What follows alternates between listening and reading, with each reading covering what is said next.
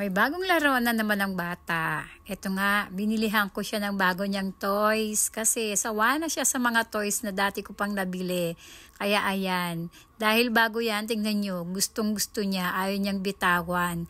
Ayaw niya nga pahawakan sa amin. Sabi ko, sige, titingnan ko siya ng yung siya lang mag-isa na mag-stay. Ayan na nga.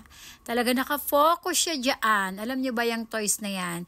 Nakikita ko yung kinakagat-kagat din ng ibang mga Goldie sa ibang bansa. Hinanap ko talaga.